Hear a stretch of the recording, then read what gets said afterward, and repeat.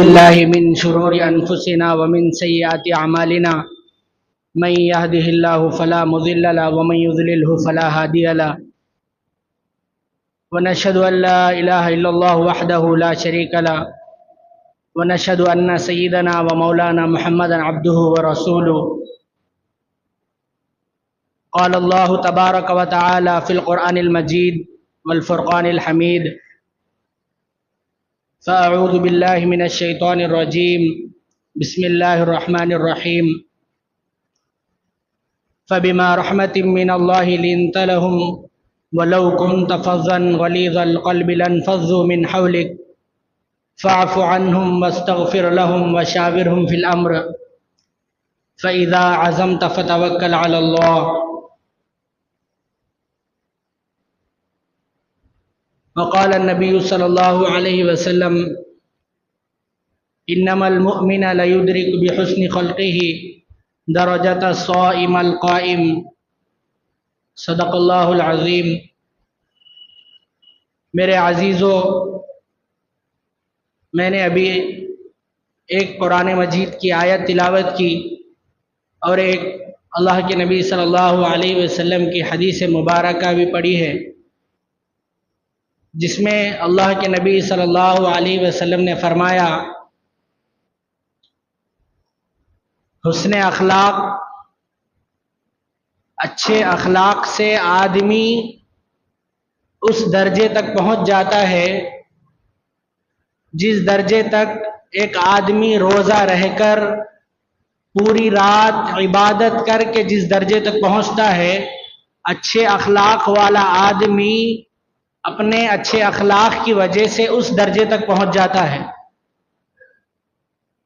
اللہ کے نبی صلی اللہ علیہ وسلم نے فرمایا آج ہم لوگوں کے اندر اچھے اخلاق صرف چند چیزوں تک محدود ہے۔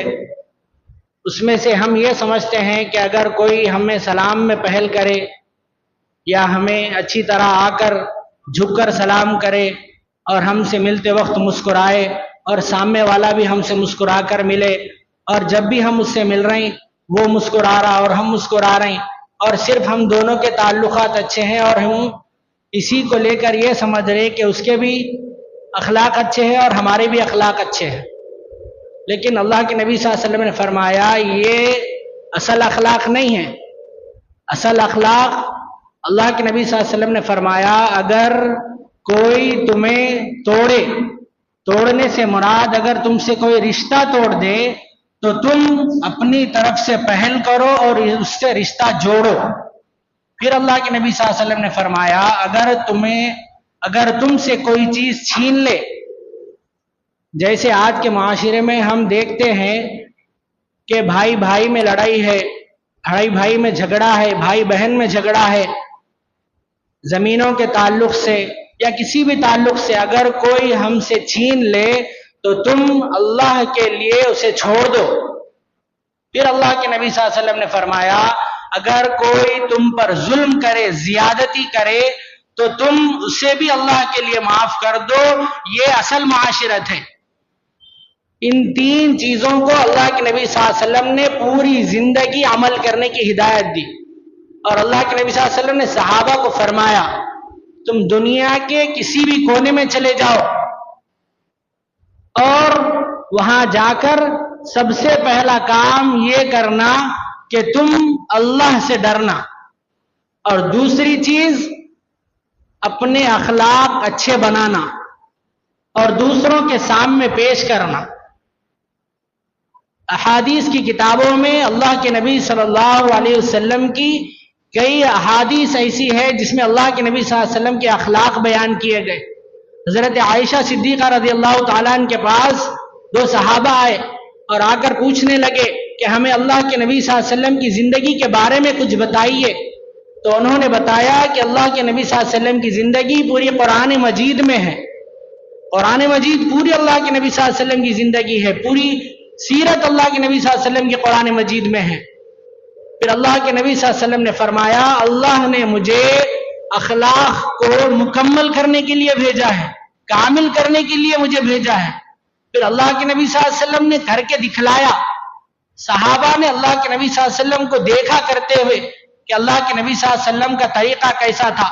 قربان جائیے صحابہ پر، اس کے بعد ہمارے اکابرین پر، جنہوں نے اللہ کے نبی صلی اللہ علیہ وسلم کی ایک ایک زندگی کو، اللہ کے نبی صلی اللہ علیہ وسلم کے ایک ایک طریقے کو کتابوں میں لکھ کر ہم تک پہنچایا. اللہ کے نبی صلی اللہ علیہ وسلم کا اٹھنا بیٹھنا، اللہ کے نبی صلی اللہ علیہ وسلم کا چلنے کا انداز، اللہ کے نبی صلی اللہ علیہ وسلم کا بات کرنے کا انداز، اللہ کے نبی صلی اللہ علیہ وسلم اگر کوئی بلاتے تو اس کی طرف پوری طرح متوجہ ہوتے، اور اللہ کے نبی صلی اللہ علیہ وسلم کسی سے مصافحہ کرتے تو جب تک اس کا ہاتھ نہیں چھوڑتے تب تک سامنے والا اپنا ہاتھ نہ چھڑا لے. پھر اللہ کے نبی صلی اللہ علیہ وسلم سے اگر کوئی گلے ملتا تو اللہ کے نبی صلی اللہ علیہ وسلم اسے تب تک نہیں چھوڑتے تب تک سامنے والا نہ چھڑا لے. یہ اللہ کے نبی صلی اللہ علیہ وسلم کے اخلاق تھے. اللہ کے نبی صلی اللہ علیہ وسلم نے، جب اللہ کے نبی صلی اللہ علیہ وسلم نے صحابہ سے فرمایا، اگر صحابہ نے اللہ کے نبی صلی اللہ علیہ وسلم سے پوچھا یا رسول اللہ صلی اللہ علیہ وسلم سب سے زیادہ جنت میں لے جانے والی چیز کیا ہے، تو صلی اللہ علیہ وسلم نے فرمایا کہ سب سے زیادہ جنت میں لے جانے والی چیز ہے اللہ کا ڈر اور اچھے اخلاق ہے. پھر صحابہ نے پوچھا یا رسول اللہ صلی اللہ علیہ وسلم سب سے زیادہ جہنم میں لے جانے والی چیز کیا ہے، تو آپ صلی اللہ علیہ وسلم نے فرمایا زبان اور شرمگاہ کی حفاظت کرنا. اگر یہ دو چیزوں کی حفاظت نہیں کرو گے تو سب سے زیادہ جہنم میں جانے والے بنو گے. اور جس نے اپنے دل میں اللہ کا ڈر پیدا کر لیا اور اپنے اخلاق کو درست کر لیا وہ جنت میں جانے والے بنیں گے. اللہ کے نبی صلی اللہ علیہ وسلم نے ضمانت لی ہے کہ اگر کسی بندے کے اخلاق اچھے ہوں گے تو میں جنت میں اس کے لیے گھر کا ضامن ہوں. پھر اللہ کے نبی صلی اللہ علیہ وسلم نے فرمایا کہ میرے صحابہ جب بھی کوئی ایسا حادثہ پیش آ جائے جس کی وجہ سے تمہیں تکلیف پہنچی ہو تو تم اسے اللہ کے لیے معاف کر دینا. پھر ایک صحابی اللہ کے نبی صلی اللہ علیہ وسلم کی خدمت میں آئے اور آ کر عرض کرنے لگے یا رسول اللہ صلی اللہ علیہ وسلم میں نے دو ایسی عورتوں کو دیکھا ہے جو ایک تو بہت نیک ہے، عبادت کرتی ہے، نمازی ہے، پرہیزگار ہے، روزے رکھتی ہے، صدقہ خیرات کرتی ہے، لیکن اس کے پڑوسی اس کی زبان کی وجہ سے، اس کی بول چال کی وجہ سے انہیں تکلیف پہنچتی ہے. تو اللہ کے نبی صلی اللہ علیہ وسلم نے فوراً فرمایا وہ جہنمی ہے، وہ عورت جہنمی ہے. پھر وہ صحابی نے عرض کیا یا رسول اللہ صلی اللہ علیہ وسلم ایک عورت ہے اس کے بارے میں نے زیادہ نہیں سنا، وہ نہ نماز پڑھتی ہے، نہ وہ روزے رکھتی ہے، نہ وہ صدقہ خیرات کرتی ہے، لیکن اس کی زبان اور اس کی بول چال کی وجہ سے اس کے پڑوسی اس سے بہت زیادہ خوش ہے. تو اللہ کے نبی صلی اللہ علیہ وسلم نے فرمایا وہ جنتی ہے. تو میرے بھائیو بزرگوں دوستو، اللہ کے نبی صلی اللہ علیہ وسلم نے فرمایا آج ہم دیکھتے ہیں کہ ہم جو ہے داڑھی رکھ لیے، کرتا پائجامہ پہن لیے، 5 وقت کی نماز جو ہے پابندی کے ساتھ امام کے پیچھے مسجد میں ادا کر رہے ہیں، اور ہم یہ کر کے خوش ہیں کہ ہم جو ہے جنت میں جانے والے بن گئے. ہمارے دل میں جو ہے غلط فہمی ہے. اگر ہمارے دل میں یہ ہے کہ ہم اتنا کرنے سے اگر ہم جنت میں چلے جائیں گے، اگر ہمارے اخلاق درست نہیں ہے تو اللہ کے نبی صلی اللہ علیہ وسلم کی وہ حدیث یاد کریے جسے اللہ کے نبی صلی اللہ علیہ وسلم نے فرمایا کہ دنیا کے نیک کام کر لو لیکن اگر تمہارے اخلاق اچھے نہیں ہیں تو تم جہنمی ہو. آج ہم دیکھیں کتنے لوگ ایسے ہیں جو نماز نہیں پڑھتے، ہم اسے دیکھ کر بھلا بھلا سمجھتے ہیں، دل میں اس کے بارے میں برا خیال آتا ہے. کسی کے چہرے پہ داڑھی نہیں ہے اس کے دیکھ کے ہم جو ہے برا سمجھتے ہیں، لیکن اگر اس کے اخلاق اچھے ہیں تو اس کے اخلاق اسے جنت میں لے جانے کے لیے کافی ہے. یہ میں نہیں کہہ رہا ہوں، یہ اللہ کے نبی صلی اللہ علیہ وسلم کہہ رہے ہیں. اللہ کے نبی صلی اللہ علیہ وسلم نے اپنے اخلاق ظاہر کر کے بتائے.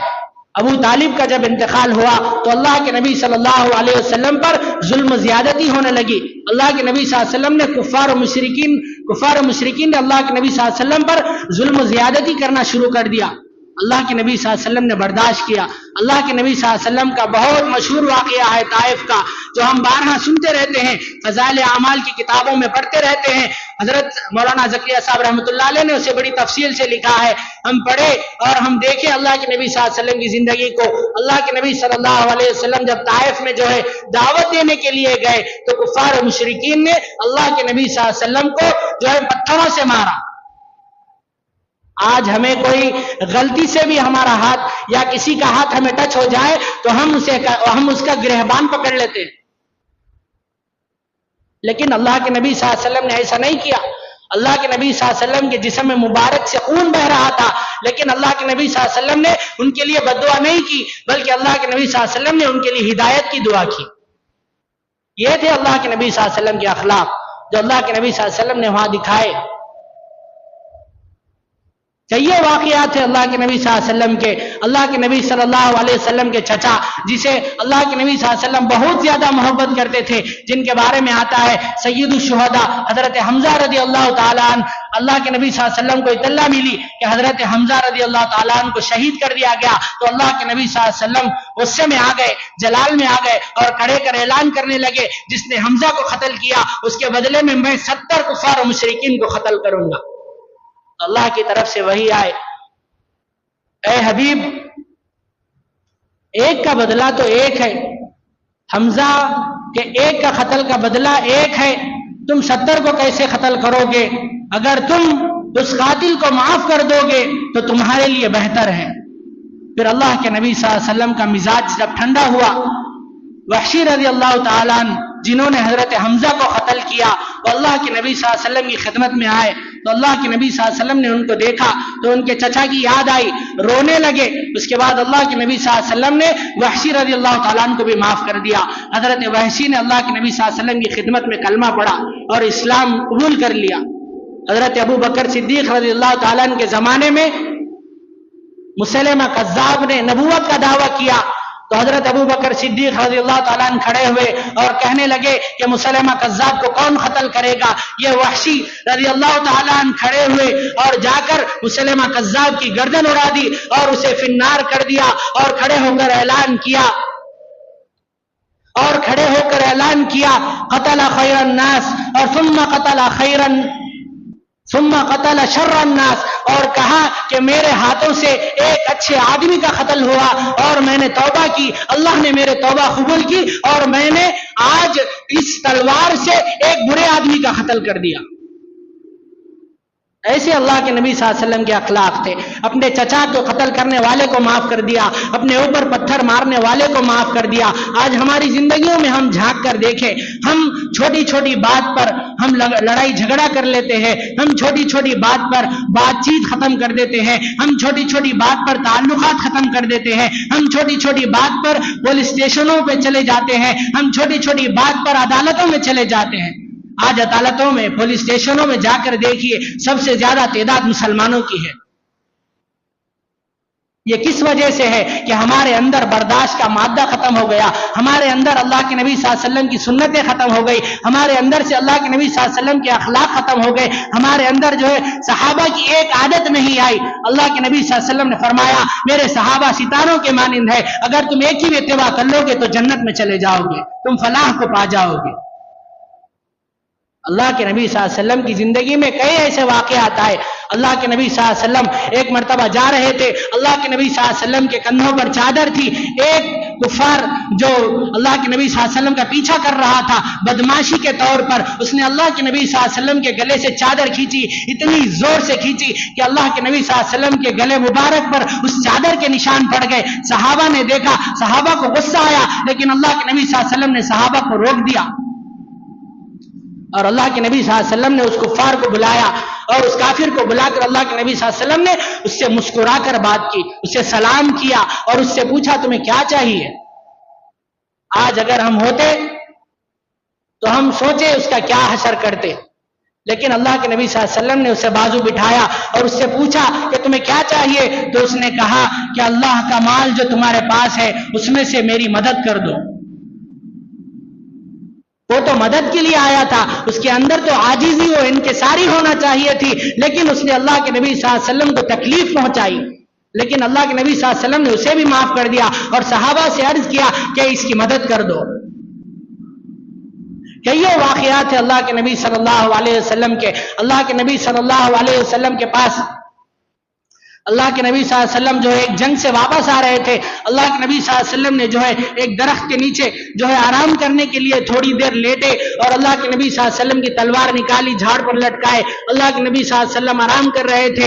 ایک کافر نے دیکھا کہ یہ اچھا موقع ہے نعوذ باللہ اللہ کے نبی صلی اللہ علیہ وسلم کے اوپر حملہ کرنے کا, اور آیا اور اللہ کے نبی صلی اللہ علیہ وسلم کی تلوار نکالی, اور جیسے ہی اس نے تلوار نکالی تو اللہ کے نبی صلی اللہ علیہ وسلم کی آنکھ کھل گئی. اس نے اللہ کے نبی صلی اللہ علیہ وسلم کو دیکھ کر فرمایا میں یمنعک منی, بتاؤ محمد تمہیں مجھ سے کون بچائے گا؟ تو اللہ کے نبی صلی اللہ علیہ وسلم نے اتنے جذبے سے کہا اللہ مجھے بچائے گا. اس نے جیسا ہی سنا, کافر تھا, اس نے جیسا ہی سنا اس کے ہاتھ کانپنے لگے, اس کا جسم کانپنے لگا, اس کے ہاتھ سے تلوار نیچے گر گئی. اللہ کے نبی صلی اللہ علیہ وسلم نے تلوار اٹھائی اور اس کی طرف تلوار بڑھا کر پوچھا اب بتا تجھے مجھ سے کون بچائے گا؟ تو اس نے کہا کہ آپ کے رحم و کرم پہ ہوں. تو اللہ کے نبی صلی اللہ علیہ وسلم نے تلوار نیچے پھینکی اور کہا جا تجھے میں نے اللہ کے لیے معاف کر دیا. قتل کرنے آیا کافر, ان کو بھی اللہ کے نبی صلی اللہ علیہ وسلم نے معاف کر دیا. کیسے اخلاق تھے اللہ کے نبی صلی اللہ علیہ وسلم کے. جو حدیث اللہ کے نبی صلی اللہ علیہ وسلم نے صحابہ سے بیان کی کہ جو تمہیں توڑے اسے جوڑو, جو تمہیں نہ دے اسے دو, اور جو تم پر ظلم کرے اسے معاف کرو, تو اللہ کے نبی صلی اللہ علیہ وسلم نے کر کے دکھلایا. پھر صحابہ نے بھی اس پر عمل کیا. ابو جہل جو اللہ کے نبی صلی اللہ علیہ وسلم کا سب سے پہلا دشمن, اسلام کا پہلا دشمن, اس کے بیٹے اکرمہ بن ابو جہل رضی اللہ تعالی عنہ جب مدینہ منورہ میں آئے تو اللہ کے نبی صلی اللہ علیہ وسلم کی خدمت میں ان کی بیوی جو ابو جہل کی بہو تھی ام جمیلہ اللہ کے نبی صلی اللہ علیہ وسلم کی خدمت میں حاضر ہوئی اور آ کر عرض کرنے لگی یا رسول اللہ صلی اللہ علیہ وسلم میں اپنے خاوند کی زندگی کی بھیک مانگنے آئی ہوں, آپ انہیں معاف کر دیجئے. آپ صلی اللہ علیہ وسلم نے فرمایا اے ام جمیلہ جاؤ اکرمہ بن ابو جہل سے کہہ دو کہ وہ کلمہ پڑھ لے گا تو میں اسے معاف کر دوں گا. وہ گئی اور اپنے خاوند سے عرض کیا کہ اللہ کے نبی صلی اللہ علیہ وسلم نے آپ کو بلایا ہے اور کہہ رہے ہیں کہ اگر تم نے کلمہ پڑھ لیا تو وہ تمہیں معاف کر دیں گے. ابو جہل کا بیٹا تھا, کئی صحابہ کو اس نے قتل کیا, کئی صحابہ کو اس نے تکلیف پہنچائی. تو اس نے سوچا کہ آج تو میری باری ہے, مرنے والا ہوں, اگر اللہ کے نبی صلی اللہ علیہ وسلم کی خدمت میں حاضر ہوا تو ضرور مار دیا جاؤں گا. تو اس نے کہا کہ اگر میں وہاں جاؤں گا تو ضرور مار دیا جاؤں گا. اللہ کے نبی صلی اللہ علیہ وسلم سے کہنا اگر یقیناً اگر اللہ کے نبی صلی اللہ علیہ وسلم نے مجھے بلایا ہے تو اللہ کے نبی صلی اللہ علیہ وسلم کی کوئی ایک نشانی لے کر آؤں. تو ام جمیلہ اللہ کے نبی صلی اللہ علیہ وسلم کی خدمت میں گئی اور اللہ کے نبی صلی اللہ علیہ وسلم سے واقعہ عرض کیا. تو اللہ کے نبی صلی اللہ علیہ وسلم پر ہم قربان جائیں, اللہ کے نبی صلی اللہ علیہ وسلم نے اپنے دشمن کے بیٹے کے لیے اپنے سر مبارک سے پگڑی اتاری اور ام جمیلہ کے ہاتھ میں دی اور کہا کہ جاؤ اس اکرمہ کو یہ دے دینا اور یہ کہنا کہ یہ امام الانبیاء کی پگڑی ہے, اگر تو اسے لے کر آئے گا تو تمہیں کوئی کچھ نہیں کرے گا. تو اکرمہ رضی اللہ تعالیٰ نے غسل کیا اور اللہ کے نبی صلی اللہ علیہ وسلم کی پگڑی ہاتھوں میں لی اور اللہ کے نبی صلی اللہ علیہ وسلم کی خدمت میں حاضر ہوئے اور کلمہ شہادت پڑھ کر اسلام میں داخل ہو گئے. اور پھر کیسا ایمان بنا, کیسا جذبہ بنا. حضرت ابو بکر صدیق رضی اللہ تعالیٰ عنہ کا دور گزرا, حضرت عمر فاروق رضی اللہ تعالیٰ عنہ کا دور آیا. حضرت عمر فاروق رضی اللہ تعالیٰ عنہ کے دور میں جب وہ شہید ہوئے تو انہوں نے کہا کہ عمر رضی اللہ تعالیٰ عنہ اس وقت کے خلیفہ تھے. صحابہ سے عرض کیا کہ صحابہ حضرت عمر سے جا کے کہنا کہ عمر نے جو ہے اسلام قبول کرنے میں پہل کی, لیکن عمر سے یہ کہنا کہ اکرمہ جو ہے جنت میں جانے میں پہل کر رہا ہے. ایسا ایمان بنا جب اللہ کے نبی صلی اللہ علیہ وسلم نے انہیں معاف کیا. تو ایسے صحابہ کے اخلاق بنے. اللہ کے نبی صلی اللہ علیہ وسلم کے اخلاق کو دے کر صحابہ کے اخلاق بنے. پھر صحابہ کے اخلاق کو دے کر کئی لوگوں نے اسلام قبول کیا. اللہ کے نبی صلی اللہ علیہ وسلم کی خدمت میں ایک بدو آیا, گاؤں سے آیا, وہ شہر کے آداب نہیں جانتا تھا, مسجد نبوی کے آداب اسے نہیں معلوم تھے. مسجد نبوی اس وقت جو ہے مٹی کی ہوا کرتی تھی. اللہ کے نبی صلی اللہ علیہ وسلم کو دیکھنے کے لیے آیا اور اس نے اللہ کے نبی صلی اللہ علیہ وسلم کو دیکھا, وہ صحابہ کے ساتھ بیٹھے ہوئے ہیں. تو اس نے دیکھا کہ اللہ کے نبی صلی اللہ علیہ وسلم کا طرز و طریقہ, اللہ کے نبی صلی اللہ علیہ وسلم کے پورے کام کاج ہر چیز اس نے دیکھی. جب وہ اللہ کے نبی صلی اللہ علیہ وسلم کو دیکھنے سے فارغ ہو گیا تو اسے زور سے پیشاب آیا. تو اس نے دیکھا کہ اسے معلوم نہیں تھا مسجد کے آداب کیا ہے, پیشاب کہاں کرنا ہے کہاں نہیں کرنا ہے. تو اس نے جو ہے مسجد نبوی کے ایک کونے میں جا کر پیشاب کرنا شروع کر دیا. جیسے ہی صحابہ نے دیکھا, صحابہ غصے میں آ گئے اور اس کی طرف بھاگنے لگے. تو اللہ کے رسول صلی اللہ علیہ وسلم نے فرمایا اسے چھوڑ دو, اسے فارغ ہونے دو. وہ بدو تھا, गांव का आदमी था। तो अल्लाह के नबी सल्लल्लाहु अलैहि वसल्लम ने देखा कि वो पूरी तरह फारिग हो गया। तो अल्लाह के नबी सल्लल्लाहु अलैहि वसल्लम ने उसे अपने पास बुलाया, उसने अपने बाजू बिठाया। सहाबा गुस्से में आ रहे थे, लेकिन अल्लाह के नबी सल्लल्लाहु अलैहि वसल्लम ने फरमाया कि ये मस्जिद है, ये अल्लाह का घर है, यहाँ इबादत की जाती है, यहाँ एक नमाज पढ़ने से कई गुना दर्जे सवाब मिलता है। तो अल्लाह के नबी सल्लल्लाहु अलैहि वसल्लम ने उसे सारी दीन की बातें समझाई, उसे समझ में आई। फिर अल्लाह के नबी सल्लल्लाहु अलैहि वसल्लम ने देखा वो जा रहा था, वो पैदल जा रहा था। तो अल्लाह के नबी सल्लल्लाहु अलैहि वसल्लम ने उसे बुलाया और उससे पूछा कि क्या तुम्हारे पास सवारी नहीं है? तो उसने कहा कि मेरे पास सवारी नहीं है। तो अल्लाह के नबी सल्लल्लाहु अलैहि वसल्लम ने सहाबा से फरमाया कि इसके लिए सवारी का इंतजाम करिए और इसकी सवारी पर जो है अनाज और राशन का इंतजाम करिए। तो सहाबा ने उसके लिए सवारी का इंतजाम किया और अनाज का इंतजाम किया। वो बद्दू जो है अपनी सवारी लेकर अपने गांव की तरफ गया। गांव में दाखिल होने तक उसने ये ऐलान करते हुए दाखिल हुआ कि ऐ गांव वालों, पूरे एक जगह जमा हो जाओ। उसने पूरे गांव वालों को जमा किया और ये ऐलान किया कि मदीने मुनव्वरा में एक शख्स है जो बहुत ही ज्यादा नेक है, मैं उससे मिलकर आया हूं। उसने मेरे साथ ऐसा ऐसा एजाज और इकराम का मामला किया। उसकी मस्जिद में, वो उस पाक मस्जिद में मैंने पेशाब किया, लेकिन फिर भी उसने कुछ नहीं कहा। वो पूरा सारा का सारा गांव उसके साथ अल्लाह के नबी सल्लल्लाहु अलैहि वसल्लम की मस्जिद में दाखिल हुआ और पूरे के पूरे गांव वालों ने इस्लाम कबूल कर लिया। ये थे अल्लाह के नबी सल्लल्लाहु अलैहि वसल्लम के अखलाक। ये एक बद्दू के साथ अल्लाह के नबी सल्लल्लाहु अलैहि वसल्लम ने भी अपने अखलाक को ऐसे करके बताया, अमल करके बताया। कुफ्फार का सदर है सुमामा बिन औसाल, उसको सहाबा ने गिरफ्तार कर लिया और मस्जिद नबवी के एक सुतून से लाके बांध दिया। अल्लाह के नबी सल्लल्लाहु अलैहि वसल्लम ने देखा कि सुमामा है, कुफ्फार का सदर है। अल्लाह के नबी सल्लल्लाहु अलैहि वसल्लम ने बाजू बैठा, अल्लाह के नबी सल्लल्लाहु अलैहि वसल्लम बाजू बैठ गए और उससे पूछा, है सुमामा तुम्हारा क्या इरादा है? तो उसने फरमाया, या रसूलुल्लाह सल्लल्लाहु अलैहि वसल्लम, मैं कुफ्फार का सदर हूं, मैं सदारत करता हूं और मैंने जो है जालिमों को देखा, जुल्म करते हुए देखा, मैंने आपकी सदाकत को देखा, मैंने आपकी सच्चाई को देखा, मैंने आपकी जो है आपके सहाबा को देखा, मैंने आपकी हर चीज को देखा और मैं वादा करता हूं कि अगर आपने मुझे अगर कत्ल कर दिया तो यकीनन आप एक कातिल को कत्ल करेंगे। कुफ्फार का सदर था, उसने भी कई सहाबा को कत्ल किया था। अल्लाह के नबी सल्लल्लाहु अलैहि वसल्लम के आंखों के सामने वो सारे मंजर है। हजरत हमजा के कत्ल का मंजर है। हजरत अल्लाह के नबी सल्लल्लाहु अलैहि वसल्लम ने हजरत वाशी को माफ कर दिया। कुफ्फार का सदर है, सहाबा के जो है कई जनाजे अल्लाह के नबी सल्लल्लाहु अलैहि वसल्लम की आंखों के सामने है, लेकिन फिर भी अल्लाह के नबी सल्लल्लाहु अलैहि वसल्लम ने उससे सवाल किया। अगर अल्लाह के नबी सल्लल्लाहु अलैहि वसल्लम चाहते तो एक मार में उसकी गर्दन अलग कर सकते थे, लेकिन अल्लाह के नबी सल्लल्लाहु अलैहि वसल्लम ने ऐसा नहीं किया।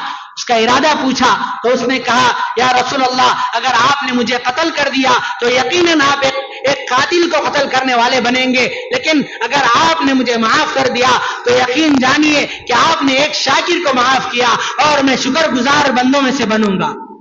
अल्लाह के नबी सल्लल्लाहु अलैहि वसल्लम ने उसे छोड़ दिया और चले गए। दूसरी नमाज के लिए अल्लाह के नबी सल्लल्लाहु अलैहि वसल्लम आए, देखा वो वैसे ही बंधा हुआ है, फिर उसने वही अल्फाज दोहराए।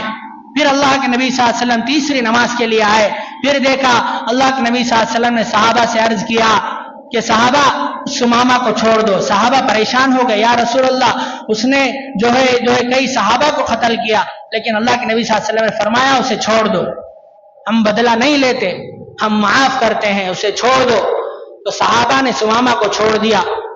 सुमामा के ऊपर वो बात इतनी असर करी कि वो जो है मस्जिद नबवी से बाहर गया और बाग में गया और जाकर उसने गुस्ल किया और गुस्ल करते ही फौरन मस्जिद नबवी में दाखिल हुआ। उसके बालों से रिवायत में आता है कि उसके बालों से पानी टपक रहा था और अल्लाह के नबी सल्लल्लाहु अलैहि वसल्लम की खिदमत में आकर अल्लाह के नबी सल्लल्लाहु अलैहि वसल्लम से फरमाया, या रसूल अल्लाह, आप मुझे कलमे शहादत पढ़ा दीजिए। और उसने कलमे शहादत पढ़कर ईमान में दाखिल हो गया। तो मेरे भाइयों, बुजुर्गों, दोस्तों, अल्लाह के नबी सल्लल्लाहु अलैहि वसल्लम ने अपनी पूरी जिंदगी में अल्लाह के नबी सल्लल्लाहु अलैहि वसल्लम ने किसी को तकलीफ नहीं पहुंचाई। हर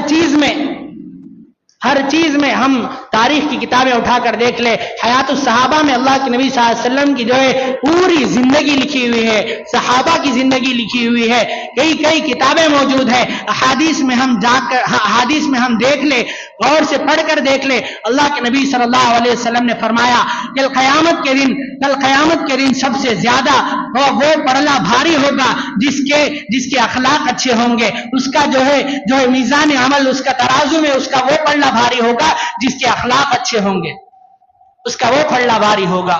اللہ کے نبی صلی اللہ علیہ وسلم نے ضمانت دی اچھے اخلاق والے کی. ہم دیکھیں ہماری زندگیوں میں اللہ کے نبی صلی اللہ علیہ وسلم سے ہماری زندگی کتنی ملتی ہے. جس نبی نے ہمارے خاطر جو ہے مکہ مکرمہ کو چھوڑا، پکے پکائے باغات کو چھوڑا، مدینے کی طرف ہجرت کی، اور اللہ کے نبی صلی اللہ علیہ وسلم نے ہمارے خاطر کئی صحابہ کو شہید ہوتے ہوئے دیکھا. اللہ کے نبی صلی اللہ علیہ وسلم کے نواسے، اللہ کے نبی صلی اللہ علیہ وسلم کو معلوم تھا کہ اپنے نواسوں کو قتل ہوتے ہوئے اللہ کے نبی صلی اللہ علیہ وسلم کو بتلایا گیا، لیکن اللہ کے نبی صلی اللہ علیہ وسلم نے اس کے لیے ہمارے خاطر اللہ کے نبی صلی اللہ علیہ وسلم نے اتنی مشقتیں برداشت کی، ہم تک اس دین کو پہنچائے. اللہ کے نبی صلی اللہ علیہ وسلم کے دین کو ہم تک پہنچائے. آج ہم ہماری زندگیوں میں جھانک کر دیکھیں، ہمارے روزمرہ کی زندگیوں میں دیکھیں، ہم صبح سے لے کر شام تک ہم کتنے ایسے عمل کرتے ہیں. کیا وہ ہمارا عمل اللہ کے نبی صلی اللہ علیہ وسلم کی سنت کے مطابق ہے؟ کیا وہ ہمارا عمل صحابہ کے عمل کے مطابق ہے؟ ہم دیکھیں ہماری زندگیوں کا جائزہ لیں. آج ہماری زندگیوں کا معاملہ یہ ہے کہ ہم جو ہے چھوٹا سا عمل کر کے ہم خوش ہو جاتے ہیں. تھوڑے سے پیسے صدقہ کر ہمارے دل میں اتنی خوشی ہو جاتی ہے کہ ہم نے کئی جنگوں کو ہم نے فتح کر دیا. اللہ کے نبی صلی اللہ علیہ وسلم کے زمانے میں اللہ کے نبی صلی اللہ علیہ وسلم اگر اعلان کرتے تو اللہ کے نبی صلی اللہ علیہ وسلم کے صحابہ گھر میں ایک چیز نہیں چھوڑتے اور اللہ کے نبی صلی اللہ علیہ وسلم کی خدمت میں لا کے پیش کر دیتے، اور انہوں نے کبھی فخر محسوس نہیں کیا.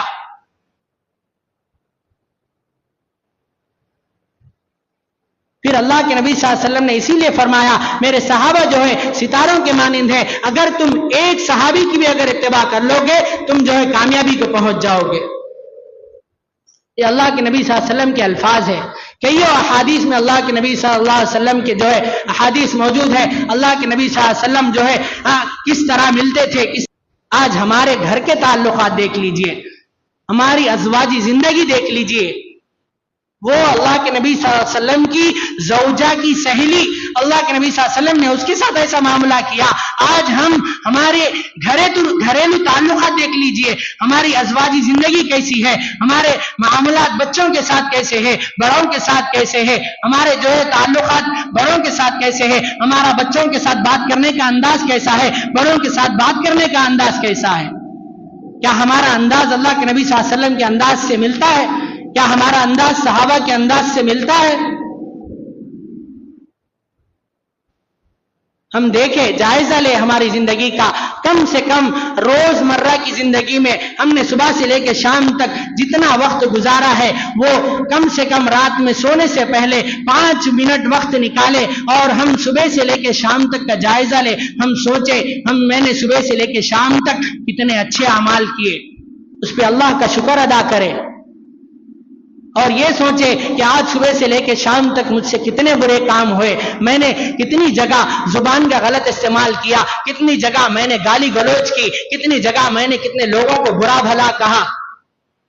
حضرت لقمان علیہ السلام اپنے بیٹے کو نصیحت کرتے ہیں اور انہوں نے یہ کہا اپنے بیٹے سے کہ اے بیٹے، میں نے پوری زندگی میں دیکھا ہے کہ میں نے جتنی جگہ خاموشی اختیار کی ہے وہاں پر مجھے جو ہے خوشی ملی. جتنی جگہ وہ خاموش رہے، جتنی جگہ انہوں نے زیادہ نہیں بولا، وہاں پہ وہ خوش رہے. اور انہوں نے فرمایا کہ مجھے سب سے بڑا پچھتاوا وہاں ہوا جہاں میں نے منہ کھول کر بات کی. لقمان علیہ السلام ہے، ان کے بارے میں اللہ نے قرآن میں سورت نازل کی، وہ اپنے بیٹے کو نصیحت کر رہے ہیں. ہم ہماری زندگیوں کا جائزہ لینے والے بنے. کئی رمضان ہماری زندگیوں میں آئے چلے گئے, کئی تاخراتیں ہماری زندگیوں میں آئی چلے گئی, کئی ایسے مبارک موقع ہماری زندگیوں میں آئے چلے گئے, لیکن ہماری زندگی میں کتنی تبدیلی آئی, ہماری زندگیوں میں کتنی تبدیلی آئی, ہماری جو ہے نمازوں میں کتنا اضافہ ہوا, سنتوں میں کتنا اضافہ ہوا, ہمارے ذکر و اذکار میں کتنا اضافہ ہوا, ہمارے قرآن کی تلاوت میں کتنا اضافہ ہوا, ہمارے جو ہے روزمرہ کے جتنے بھی معاملات ہیں اس میں کتنے نیک اعمال ہوئے, کتنے برے اعمال ہوئے, کتنے بد اعمال ہوئے. اللہ کے نبی صلی اللہ علیہ وسلم نے فرمایا سب سے زیادہ جہنم میں لے جانے والی چیز زبان ہے, بد اخلاقی ہے. گالی گلوچ کرنے والا شخص سب سے زیادہ جہنم میں جانے والا بنے گا. میرے بھائیوں بزرگوں دوستوں, اللہ تعالیٰ سے ہم دعا کریں کہ اللہ تعالیٰ جو ہے ہم سب کے اخلاق جو ہے اللہ کے نبی صلی اللہ علیہ وسلم کے اخلاق کی طرح بنا دے. ہم جو ہے دعا کریں کہ ہمارے اخلاق جو ہے صحابہ کے اخلاق کی طرح بنا دے. اللہ سے دعا کریں کہ اللہ تعالیٰ ہماری تمام زندگیوں میں جتنی زندگی گزر گئی غفلت میں گزر گئی, اللہ ہمیں اس سے جو ہے توبہ استغفار کرنے والا بنائے, اور آگے ہماری جو زندگی ہے ہمیں اس میں جو ہے عزم و ارادہ کر کے نیک زندگی گزار کر ہمیں اچھے اخلاق والا بن کر زندگی گزارنے والا ہمیں بنائے. اللہ تعالیٰ سے دعا ہے کہ اللہ تعالیٰ ہمیں جو ہے کہنے اور سننے سے زیادہ عمل کی توفیق عطا فرمائے. وآخر دعوانا ان الحمد للہ رب العالمین. الحمد للہ رب العالمین. یا ارحم الراحمین, یا اکرم الاکرمین, یا ذا الجلال والاکرام, یا رحمان, یا رحیم, یا کریم, یا ارحم الراحمین, یا ذا الجلال والاکرام. اللہم صلی علی محمد وعلی آل محمد وبارک وسلم. اللہم صلی علی محمد وعلی آل محمد وبارک وسلم. اے اللہ ہم سب کے گناہوں کو معاف فرما. اے اللہ ہم سب کی خطاؤں کو درگزر فرما. اے اللہ ہم سب کے لغزشوں کو معاف فرما. اے اللہ ہم سب کے اے اللہ چھوٹے موٹے ہر گناہوں کو معاف فرما. اے اللہ ہماری زندگی غفلتوں میں گزر گئی, گناہوں میں گزر گئی, بد نظری میں گزر گئی. اے اللہ چھوٹے موٹے ایسے اللہ کتنے ایسے گناہ ہیں جو ہم سے اے اللہ ہو گئے ہیں. اے اللہ تو بہتر جانتا ہے. اے اللہ ہمارے گناہوں کو معاف فرما. اے اللہ ہمارے خطاؤں کو درگزر فرما. اے اللہ ہماری لغزشوں کو معاف فرما. اے اللہ تمام امت محمدیہ کے مسلمانوں کی جان کی, مال کی, عزت کی, آبرو کی, ہر چیز کی حفاظت فرما. اے اللہ فلسطین کے مسلمانوں کی مدد فرما. اے اللہ غزہ کے مسلمانوں کی مدد فرما. اے اللہ تمام امت محمدیہ کے مسلمانوں کو 5 وقت کا نمازی بنا. اے اللہ ہمیں بھی رمضان اور غیر رمضان میں بھی 5 وقت کا نمازی بنا. اے اللہ ہمارے روزوں کو قبول فرما. اے اللہ ہماری نمازوں کو قبول فرما. اے اللہ ہماری تراویحوں کو قبول فرما. اے اللہ ہماری چھوٹی موٹی ہر عبادت کو قبول فرما. ہماری نیکیوں کو قبول فرما. اے اللہ دکھلاوے سے, تکبر سے, بغض سے, کینہ سے, حسد سے, اے اللہ ہر گناہ سے, ہر بیماری سے اللہ ہم سب کی حفاظت فرما. اے اللہ تمام بیماروں کو شفائے کاملہ عاجلہ مستمرہ دائمہ عطا فرما. اے اللہ جو مقروض ہے اللہ ان کے قرضوں کی ادائیگی کے انتظامات فرما. اے اللہ جو پریشان حال ہے اے اللہ ان سب کے پریشانیوں کو دور فرما. اے اللہ جو مرحومین ہے اے اللہ ان سب کی مغفرت فرما. اے اللہ ان سب کو کروٹ جنت نصیب فرما. اے اللہ ہم نے رمضان المبارک میں جتنی قرآن مجید کی تلاوت کی ہے اے اللہ اس میں جتنی غلطیاں ہوئی, کوتاہیاں ہوئی, اے اللہ اسے معاف فرما. اے اللہ ہمارے تمام قرآن مجید کو پڑھنے کو قبول فرما. اے اللہ غلطیوں کو معاف فرما. قرآن مجید جو تراویح میں سنا گیا اے اللہ اسے بھی قبول فرما. اے اللہ جو پڑھا گیا ہے اسے بھی قبول فرما. آگے بھی اے اللہ اسی طرح قرآن مجید کی تلاوت کرتے رہنے والا بنا. اے اللہ قرآن مجید کے مفہوم کو سمجھ کر تلاوت کرنے والا بنا. اللہ کے نبی صلی اللہ علیہ وسلم کے اخلاق ہماری زندگیوں میں پیدا فرما. اے اللہ صحابہ کی طرح زندگی گزارنے والا بنا. اللہ کے نبی صلی اللہ علیہ وسلم کی طرح زندگی گزارنے والا بنا. اے اللہ ہمارا بھی اے اللہ ایمان پر خاتمہ فرما. اے اللہ خاتمہ بالخیر فرما. اے اللہ موت کے وقت ہماری زبان پر کلمہ طیبہ جاری فرما. اے اللہ تمام مرحومین کی مغفرت فرما. اے اللہ تمام مرحومین کو اے اللہ ہم نے جو قرآن مجید پڑھا ہے اے اللہ اس کا سارا ثواب عطا فرما. اے اللہ نہ جانے پچھلے رمضان میں ہمارے ساتھ کتنے ایسے لوگ موجود تھے جو آج ہمارے ساتھ موجود نہیں ہیں. اے اللہ ان کی قبروں کو بھی نور سے منور فرما. اے اللہ ان کی قبروں کو اے اللہ جنت کی کیاریوں میں سے ایک کیاری بنا، اے اللہ ہماری تمام دعاؤں کو قبول فرما، اے اللہ ہماری تمام دعاؤں کو قبول فرما، اے اللہ ہماری دلوں میں اے اللہ جو جائز تمنائیں ہیں، جائز مرادیں ہیں، اے اللہ تو بہتر جانتا ہے، اے اللہ ہم سب کی اے اللہ جائز مرادوں کو، جائز تمناؤں کو قبول فرما، اے اللہ ہماری چھوٹی موٹی ہر دعاؤں کو قبول فرما، اے اللہ جو پریشان حال ہے اے اللہ ان سب کے پریشانیوں کو دور فرما، اے اللہ جن حضرات نے دعاؤں کے لیے کہا ہے یا جو کہنے سے رہ گئے ہیں، یا اللہ تمام دعاؤں کو قبول فرما، اے اللہ تمام دعاؤں کو قبول فرما، اے اللہ ہماری تاخیراتوں کی اے اللہ عبادتوں کو قبول فرما، اے اللہ اعتکاف میں بیٹھے ہوئے تمام لوگوں کی اے اللہ دعاؤں کو قبول فرما، اے اللہ ہم سب کی حفاظت فرما، اے اللہ ہم سب کی حفاظت فرما، اے اللہ ظالم حکمرانوں سے اے اللہ وقف کی مساجد کی اے اللہ خانقاہوں کی اے اللہ مسجدوں کی اے اللہ ہر چیز کی حفاظت فرما، اے اللہ جو لوگ اس محنتوں میں لگے ہوئے ہیں اے اللہ ان کی محنتوں کو قبول فرما، اے اللہ اس مسجد کے اے اللہ جتنے لوگوں نے اے اللہ اس مسجد کی اے اللہ اس تاخیراتوں کے لیے انتظام کیا ہے اے اللہ ان کی بھی محنتوں کو قبول فرما، اے اللہ ان کی عبادتوں کو بھی قبول فرما، اے اللہ ہماری چھوٹی موٹی ہر دعا کو قبول فرما، اے اللہ ہماری تمام دعاؤں کو اے اللہ آقا نامدار جناب محمد رسول اللہ صلی اللہ علیہ وسلم کے صدقہ طفیل سے قبول و منظور فرما۔ اللہم صلی علی محمد وعلی آل محمد وبارک وسلم، آمین برحمتک یا ارحم الراحمین، والحمد للہ رب العالمین۔